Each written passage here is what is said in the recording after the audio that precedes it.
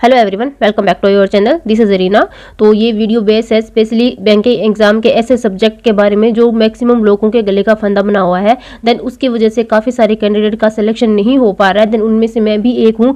वो है इंग्लिश। मतलब इंग्लिश को कैसे करें, क्या करें, कितना भी पढ़ ले, इंग्लिश में स्कोर आ ही नहीं रहा है और उसी वजह से हमारे बैंकिंग एग्जाम में सिलेक्शन रुक रहा है। तो मैं भी उन्हीं कैंडिडेट में से एक हूँ जिनका इंग्लिश की वजह से अभी तक सिलेक्शन नहीं हुआ है। मेरी इंग्लिश इतनी ज़्यादा वीक थी, मैं अभी ये नहीं बोलूँगी कि वीक है, बिकॉज अभी मैं प्रैक्टिस के साथ और के साथ मैंने अपनी इंग्लिश को काफ़ी अच्छा किया है। देन वो किस प्रकार से करना है मैं आप लोगों के साथ पूरा कंप्लीट शेयर करूंगी। जब मैं बैंकिंग की प्रिपरेशन में आई थी, देन मेरी इंग्लिश इतनी ज़्यादा घटिया थी कि मुझे सब्जेक्ट और वर्ब का भी नहीं पता होता था कि ये कौन सा सब्जेक्ट को कैसे पहचाना है एंड वर्ब को कैसे पहचाना है। इतनी ज़्यादा मैं जीरो थी। बट अभी मेरी इंग्लिश में काफ़ी इंप्रूवमेंट हुआ है। जब मैं स्टार्टिंग में मॉक देती थी, मेरा 1 या 2 नंबर ही आते थे, वो भी तुक्के से आते थे। उसके बाद मैंने पूरे बेसिक कॉन्सेप्ट पढ़े, ग्रामर वगैरह पे, बट उसके बाद भी रीडिंग की वोकैबुलरी, देन उसके बाद भी मेरे स्कोर 7 से 8 नंबर तक ही आते थे। बट अभी जो मेरा स्कोर आ रहा है मॉक में, वो 15-16 नंबर आ रहा है। और देन थोड़ा सा अगर इजी मौका तो उसमें मैं 20+ भी स्कोर कर पा रही हूँ। और मेंस लेवल के जो क्वेश्चन है वो भी मैं टैकल कर पा रही हूँ। देन आपके साथ मैं अपनी पूरी स्ट्रेटेजी शेयर करूंगी कि मैंने किस प्रकार से अपनी इंग्लिश, मैंने 2 साल लगा दिए अपनी इंग्लिश को यहाँ तक ले जाने में, और मैंने कौन कौन से मिस्टेक की है जो आपको बिल्कुल भी नहीं करनी है। अपना पूरा शेड्यूल आप लोगों के साथ शेयर करूंगी। स्पेशली वो स्टूडेंट जो हिंदी मीडियम से है, जिन्होंने मतलब बैकग्राउंड में इंग्लिश पढ़ा ही नहीं, थोड़ा बहुत था, पढ़ा रट्टा मार के मेरी तरह से बस पास हो गए कि जैसे तैसे करके। देन उनके लिए मैं अपना पूरी स्ट्रेटेजी शेयर करूंगी। तो आप पूरा वीडियो का लास्ट तक देखना, आपके लिए काफ़ी ज़्यादा हेल्पफुल रहने वाला है। इंग्लिश में जो एक बेसिक स्ट्रक्चर होती है, बेसिक चीज़ होती है समझने वाली, वो होती है फर्स्ट ऑफ ऑल ग्रामर। अगर आपको ग्रामर करनी है, देन मैं आपको बताती हूँ कि आपको किस प्रकार से अपनी स्टार्टिंग करनी है। 3 मेन सब्जेक्ट होते हैं जो सबको पता है, ग्रामर, रीडिंग और वोकैब। इन तीनों का इतना ही इंपॉर्टेंट रोल होता है। जितना वोकैब इंपॉर्टेंट है उतनी ही ग्रामर इंपॉर्टेंट है और उतना ही आपकी रीडिंग स्किल इंपॉर्टेंट है। देन आप किसी को भी स्किप या अवॉइड नहीं कर सकते हैं। फर्स्ट ऑफ ऑल बात करते हैं ग्रामर की। जब आप इंग्लिश की प्रिपरेशन स्टार्ट करो तो आपका पहला काम यही रहना चाहिए कि आपको अपने ग्रामर के कॉन्सेप्ट करने हैं। ग्रामर मतलब सब्जेक्ट, वर्ब, एग्रीमेंट, टेंस हो गए, नाउन, प्रोनाउन, एडजेक्टिव, एडवर्ब, इन सब के कॉन्सेप्ट आपको क्लियर करने हैं। देन जब मैंने स्टार्ट किया था तो मैंने 7-8 दिन तक मैं रात को 1-1 बजे तक बैठ के ये सोचती रहती थी कि मैं करूं कहां से। इतनी सारी स्ट्रेटेजी वीडियो देखी यूट्यूब पे, कोई शायद ही कोई स्ट्रेटेजी वीडियो होगी जो मैंने छोड़ी होगी अपनी प्रिपरेशन के दौरान। एंड इतना मैंने स्ट्रगल किया है। देन इस वजह से मैं आज अभी तक सिलेक्टेड नहीं हूँ, बिकॉज इंग्लिश की वजह से। बट अभी मैं अपनी प्रिपरेशन अच्छे से कर रही हूँ। देन मुझे काफ़ी ज़्यादा इंप्रूवमेंट हुआ है। तो आपको स्टार्ट करना है ग्रामर से। मैंने ग्रामर स्टार्ट की थी पहले, मतलब मैं अनअकैडमी से किसी अदर टीचर से पढ़ती थी, बट वहाँ से मेरे को इतना अच्छा इंप्रूवमेंट नहीं मिला था। 2-2.5 महीने मैंने वहाँ पे वेस्ट किए थे। देन उसके बाद मैंने फर्स्ट ऑफ ऑल करा था स्टार्ट, जो सर है तरुण ग्रोवर सर, उनका मैंने स्टार्ट करा था। वो पहले अनअकैडमी पे पढ़ाते थे और यूट्यूब में उनकी क्लासेस थी, वहाँ से मैंने स्टार्ट करा था। मैंने उनका पहला चैप्टर देखा था, बेसिक स्ट्रक्चर का चैप्टर था, जो 5 घंटे की मैराथन थी। मैंने उसको कंप्लीट किया, अच्छे से समझने की कोशिश की, ट्राई किया। देन उसके बाद मैंने पूरा उनकी जो पूरी प्लेलिस्ट थी, सब्जेक्ट, वर्ब, एग्रीमेंट की, नाउन, प्रोनाउन की, उनको देखा। देन उनकी प्रैक्टिस क्लासेस लगाई। वो जो टॉपिक करवाते हैं उसके साथ उनकी प्रैक्टिस क्लासेस भी हैं, उनको लगाई। आपको पहचान में आना चाहिए कि सब्जेक्ट कौन सा है, वर्ब कौन सी है और उसके अकॉर्डिंग प्रोनाउन कौन सा है। अगर आप ये पूरा सेंटेंस का स्ट्रक्चर समझ जाते हैं, देन आपके लिए आधी चीज़ें इजी हो जाती है। तो आपको भी यही करना है कि आप पहले स्टार्ट करो, वो पूरा जो है अपना बेसिक स्ट्रक्चर है उसको देखो, सब्जेक्ट कॉम्प्लीमेंट क्या होता है, वर्ब क्या होती है, सब्जेक्ट क्या होता है, वो देखो। एंड डेली बेसिस पे आप रीडिंग करते रहो। अब एडिटोरियल स्टार्ट करो पढ़ना। द हिंदू का एडिटोरियल, हिंदू एक्सप्रेस, कोई भी एडिटोरियल पढ़ो। आप ये मत देखो कि इतनी की लैंग्वेज हार्ड, हम कोई नोवेल पढ़े। भाई कोई फर्क नहीं पड़ता, आप नोवेल पढ़ो या कुछ भी पढ़ो, बट अगर आप एडिटोरियल से स्टार्ट करोगे तो आपके लिए बेनिफिशियल होने वाला है। स्टार्टिंग में आपको 10 से 15 दिन तक तो हवा भी नहीं लगेगी कि हम क्या पढ़ रहे हैं, सब कुछ सर के ऊपर से जाएगा। पर जैसे जैसे आप करोगे, उनमें जो डेली वोकैब आती है, मैं उनके नोट्स बनाती थी। आपको मैं दिखाती हूँ अपने नोट्स में किस प्रकार से प्रिपेयर करती थी। ये मेरे नोट्स हैं, ये ग्रामर के नोट्स हैं जो मैं बनाया करती थी। आपको साफ नहीं दिख रहा होगा, अगर आप कहेंगे तो मैं इनको टेलीग्राम पे आपके साथ शेयर कर दूंगी। मैं अभी पूरा आपको दिखाती हूँ, 1 सेकेंड।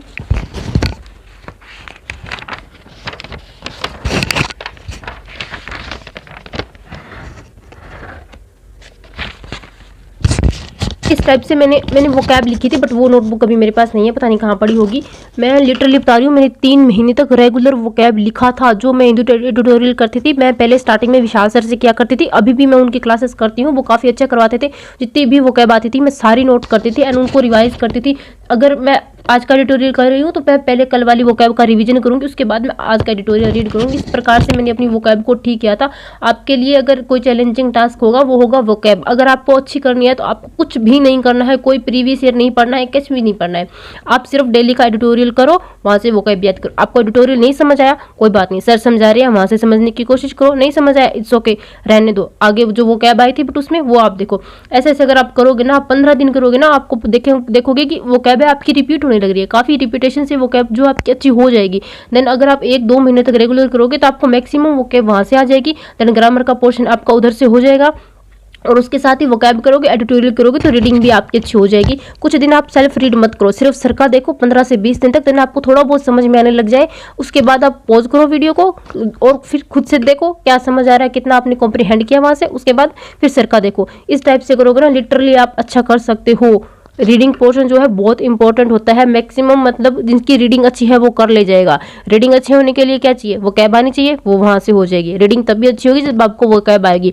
काफी स्टूडेंट बोलते हैं कि वो कैब इतना फोकस नहीं करना, बस रीडिंग करते जाओ। भैया जब वो कैब का मतलब ही नहीं पता होगा तो रीडिंग करके क्या चार डालोगे, क्या घंटा समझ लोगे वहां से, कुछ भी समझ में नहीं आएगा। इस प्रकार से आपको करना है। देन मैंने तो स्टार्टिंग में किया था तरुण ग्रोवर सर से, उनके ग्रामर के कॉन्सेप्ट बनाए थे। इस टाइप से मैंने नोट्स बनाए थे, मैं उनको डेली रिवाइज करती थी।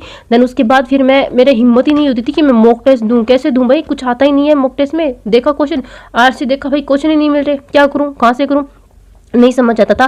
बट उसके बाद फिर मैंने सर का देखा कि वो क्या होता है कि पैरा जंबल कैसे करनी होती है, रीडिंग कॉम्प्रहेंशन कैसे करना होता है, वो थोड़ा बहुत मैंने वहाँ से समझने की कोशिश करी। वो काफ़ी अच्छा कराते थे। बट बाद में क्या हुआ कि तरुण ग्रोवर सर ने अनअकैडमी प्लेटफॉर्म छोड़ दिया और खुद का अपना प्लेटफॉर्म स्टार्ट किया। बट मेरे पास इतना अफोर्डेबल प्राइस नहीं था कि मैं वो ले पाऊँ। उसके बाद फिर आए थे वरुण चित्रा सर यूट्यूब पे, मतलब भाई छा गया वो बंदा। आते ही उसने इतना अच्छी ट्रिक बताई। मैं रीडिंग कॉम्प्रहेंशन कभी नहीं करती थी, मैं इंग्लिश का सेक्शन ही नहीं करती थी। जब मैं मॉक टेस्ट देती थी आरआरबी की तो आते नहीं है, IBPS के इंग्लिश का सेक्शन आया किया स्किप, मैथ रीजनिंग की बस ठीक है बल्ले बल्ले। और मेरे आते थे कितने थे, 5 नंबर 7 नंबर 8 नंबर जब मैं मेन एग्जाम दे के आती थी वहाँ पे। तो उसके बाद मैंने देखा कि नहीं भाई ऐसे स्किप करने से तो नहीं चलेगा, थोड़ा तो टाइम उसको देना पड़ेगा ना। अब करेंगे कैसे भाई। जब मैंने इतना पोर्शन कंप्लीट कर लिया था उसके बाद फिर मैंने मॉक टेस्ट पे इंग्लिश का सेक्शन करना स्टार्ट करा था, अटेम्प्ट करना स्टार्ट करा था। शुरुआत में मैंने कुछ भी नहीं करती थी, 20 मिनट में पूरा आरसी में देती थी। जितना भी 20 मिनट होता था ना, मैं स्टार्टिंग में देखा आरसी का है, उठा लिया आरसी, वहां से करी प्रैक्टिस। 20 मिनट में कितना कर पाई, 5 क्वेश्चन 6 क्वेश्चन जितना कर पाया मैं करती थी। और उसके बाद उसको सबमिट करके खुद से करती थी, सारे क्वेश्चन में सॉल्व करती थी कि कैसे क्या करना है।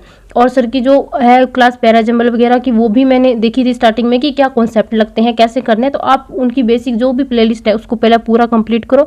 देन वहाँ से आपकी जो है बेसिक अंडरस्टैंडिंग कंप्लीट हो जाएगी। उसके बाद आप मॉक टेस्ट पे स्विच करो। तो उसके बाद फिर वरुण चित्रा जब से आए थे, मैंने उनकी जो 100 मॉक टेस्ट की सीरीज थी उसको मैंने कंप्लीट देखा था। मैं एक दिन में 2 क्लासेस करती थी उनकी, डेली में 2 क्लासेस करती थी। तो वहाँ से मेरी अच्छी खासी प्रैक्टिस हुई, मुझे थोड़ा बहुत समझ में आने लगा कि हाँ मतलब एलिमिनेट कैसे करते हैं ऑप्शन को। मैं पहले ऐसे करती थी, मॉक टेस्ट देती थी, ये भी नहीं जच रहा, ये भी नहीं जच रहा, ये लग रहा है ये होगा, ये लग रहा है ये हो, जच रहा है, लगा दिया टिक। अगर मैं 17 क्वेश्चन करती थी ना तो 7 क्वेश्चन मेरे उनमें से सही होते थे, 10 क्वेश्चन गलत होते थे।